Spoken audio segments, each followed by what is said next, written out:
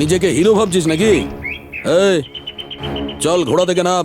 নামছি ভাই, নামছি আমি। মালের ট্যাক্স তোলা আর মদের ভাটিখানা চালানো এটা আমার মতো মহান লোকের কাজ। তুই এর মধ্যে ঢুকছিস কেন? বেশি হিরোগিরি দেখালে না এখানে গর্ত করে পুঁতে দেব। আমার মতো একটা বাচ্চা ছেলেকে তুমি ভয় দেখাচ্ছ? এখানে আমার সাহায্যের জন্য কেউ নেই।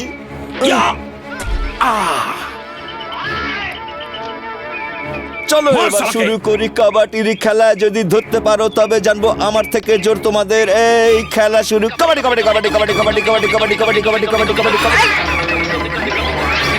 কি হচ্ছে রে?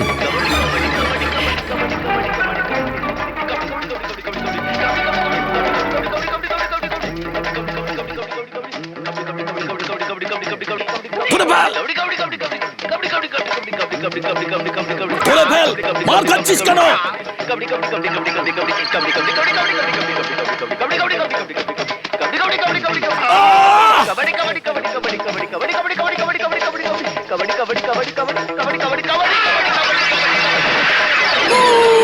কি করছিস? আমার লজ্জা লাগছে।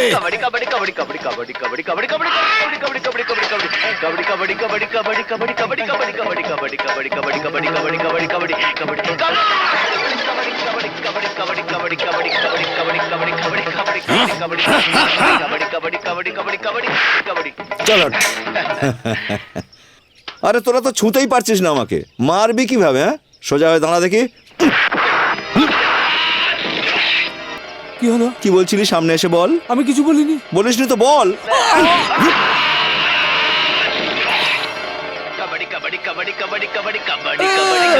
তুই জানো কি বলছিলি? কিছু বলিনি। कबड्डी कबड्डी कबड्डी कबड्डी कबड्डी कबड्डी कबड्डी कबड्डी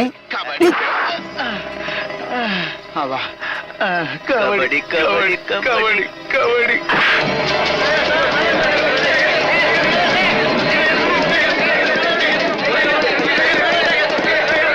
পালাও পালাও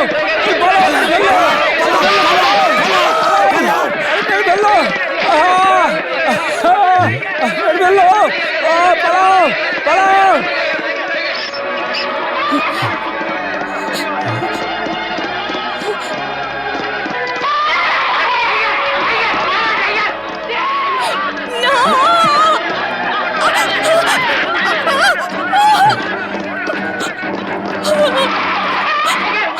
মালিনী দাঁড়াও, মালিনী।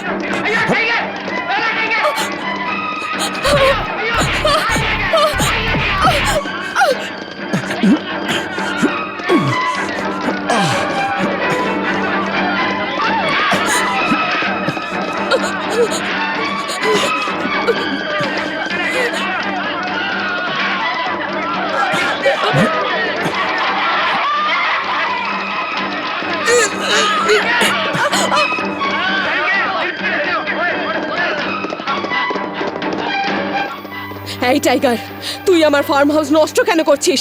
সাহস থাকলে সামনে আয়। যদি মায়ের দুধ খেয়ে থাকিস তাহলে আমার সামনে আয়, আমি তোকে ছাড়বো না। আমার কথা শোনো মালিনী, আমাদের ওর সঙ্গে ঝামেলা করা উচিত নয়। আরে এটা তো মানবে যে আমরা ভদ্রলোক। কি বলছো তুমি? তুমি ওকে এতটা ভয় পাও কেন? ও আমাদের শান্তিতে থাকতে দিচ্ছে না। আরে তুমি এসব চিন্তা করো না, আমি সব সামলে নেব। চলো এবার ভেতরে চলো। না, ছাড়ো।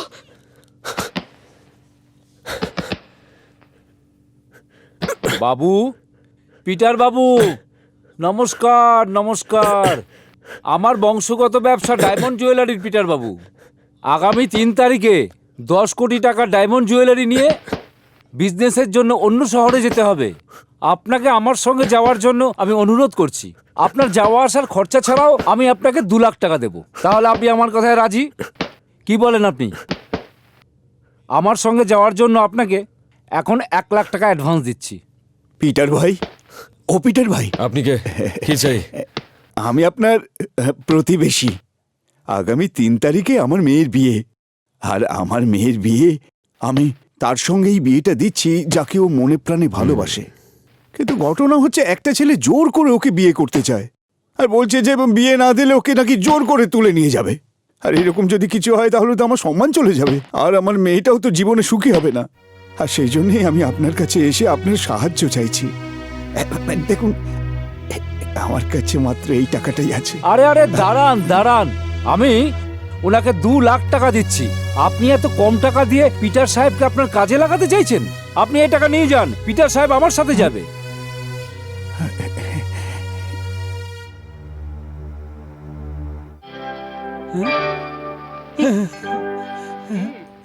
আমার ন্যায় বিচারে হ্যাঁ, এর পাল্লা অনেক ভারী। আরে রে রে রে, এটা কি বলছেন আপনি? আপনি ডায়মন্ডের সিকিউরিটির জন্য আমার সাহায্য চাইছেন, কিন্তু উনি নিজের মেয়ের সম্মানের জন্য আমার সাহায্য চাইছেন। ঠিক আছে, আপনি যা বলছেন। ডায়মন্ড চলে গেলেও আপনি সেটা পেয়ে যেতে পারেন, কিন্তু একবার এনার মেয়ের সম্মান চলে গেলে কোটি টাকা দিলেও সেটা আর কখনো ফিরে আসবে না। বেঁচে থাকো বাবা। সবাই বিয়ের নিমন্ত্রণ পত্র দিয়ে করে, কিন্তু আপনি টাকা দিয়ে করছেন। আমি নিশ্চয়ই আসবো। টাইগারকে শিক্ষা দিতে হবে, আর এটা শুধু তুমি করতে পারো। সেই জন্য তোমাকে এখানে কিছু ভাবিস ডেকেছি। না, সব ঠিক হয়ে যাবে। তুমি এসে গেছো।